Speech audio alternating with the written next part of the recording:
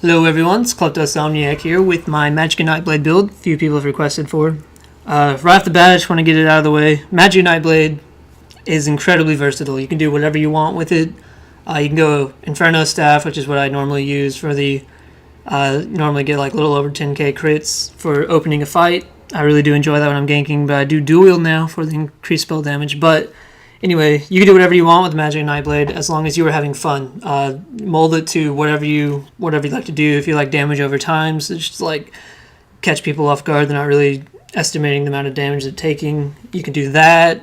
You can do the, like I said, destruction staffs for the ranged combat. I really do enjoy that too. The crippling grasp, keep them on their place. A lot of people dodge roll out of that for some reasons. I don't know how short it lasts, but yeah, so you can have ranged combat, but I do enjoy the up in your face, smack you, and kill you with the dual wield. So I'm going to make this video as short as possible, so I'm just going to jump right in and explain things. Alright, so I am a vampire, stage 4. You get the damage mitigation at low health, you get the stealth speed bonus, and the recovery bonus as well. I don't use bats anymore, or any vampire skills, I just have it for the passives. I use the Apprentice Stone for increased spell power, and all points in the Magicka. Right now, unbuffed, I have 2900 spell damage, 1630 recovery, which isn't that great, but I do use spell power potions from time to time, and it increases your recovery by 20%. So, I mean, it's still manageable for permacloaking in a fight, so I can just keep getting back enough resources to cover the cost of a cloak. I got 22k health, 33k of Magicka, you can read the rest. So, if I do buff up, just with the major spell power, it's almost 3500. So it's 3500 spell damage, and then on top of that, I have the spell damage from the weapons, and then spell damage from Magicka. So whenever I proc all of that, I'm nearing 5000 spell damage. So I mean, for only about 5 seconds, you're dealing a heck of a lot of damage to someone. So within those 5 seconds, that's just the window it normally takes me to wipe someone out. You just got to know when to proc everything, when to go in with the light attacks on the swords to get that glyph to go off, or open with the light attacks on the Restro staff. So anyway, that's some spell damage right there. I will post a video of this build in action, so I will show you the full potential of the spell damage. So I'm going to go skills real quick.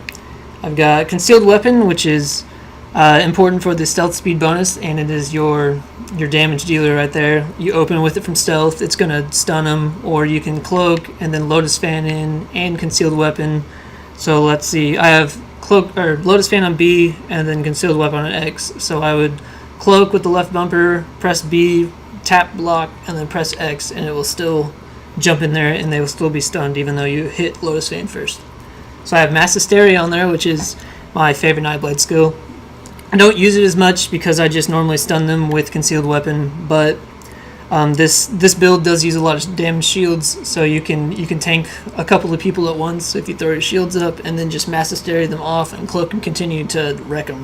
Like I said, Lotus Fan, it's really good at pulling other Nightblades out of stealth because of the movement speed reduction, and then you have Sap Essence, which is area damage, and it is another source of major sorcery. So then I have Shadow Disguise, and I choose this one over the damage mitigation because of the Guaranteed Critical Strike, which I believe is really important for Magicka Nightblade to deal as much damage as quickly as possible, and it's really, really nice to couple with Soul Harvest. I do use this from time to time as an execution because I don't have one, and it's only 50 ultimate, so it comes back pretty quickly, and if you kill them with it, you're already getting 10 ultimate from them right off the bat. So that's usually my execution, and it's a lot of damage. Oh, and I have my Restro bar. I have Soul Harvest here. No, that was Soul Tether, my bad. This is my AoE ultimate, or it's really good one-on-one as well because it heals you and it stuns them.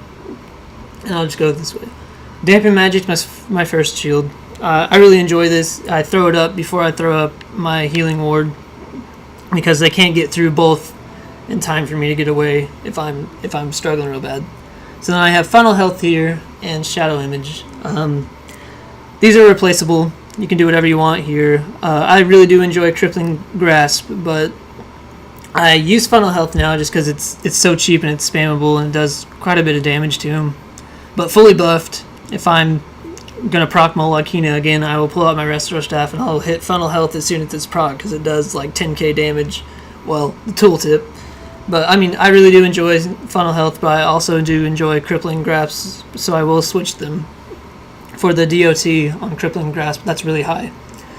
Shadow image, it's incredibly fun if you've never used it. When I show this build in action, you'll see why. You teleport. You press it once, it reduces their damage by 15%, and then you can press it again before the 19 seconds is up, and boom, you teleport.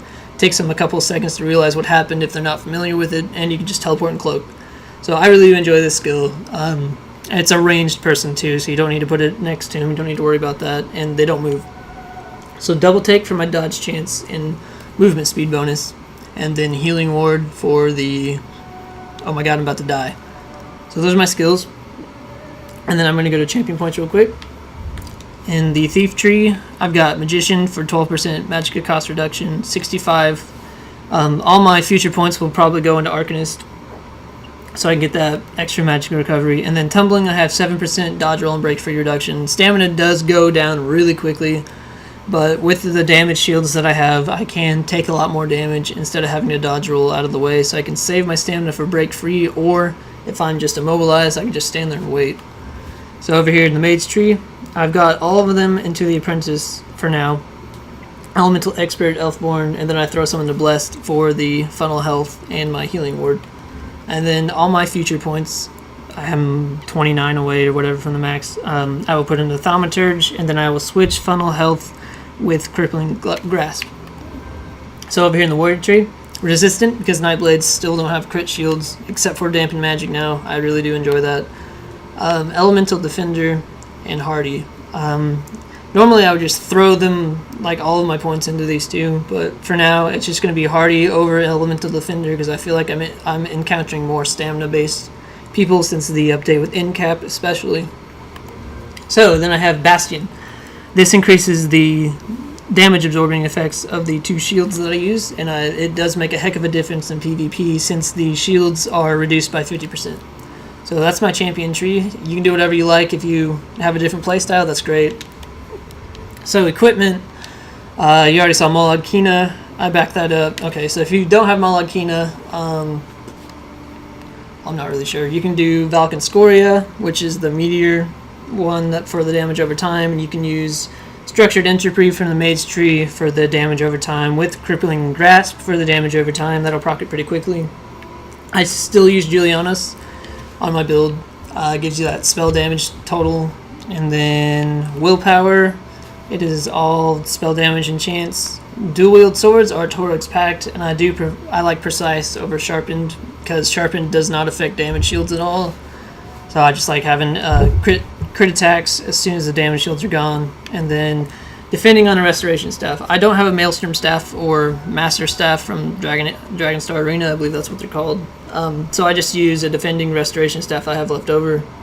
I normally don't attack with it unless it's the two light attacks to proc Molag Kina from distance. Other than that, it's just for healing ward. But restoration staff's really important for Magicka Nightblade. So that's my build, and again, these are my stats unbuffed.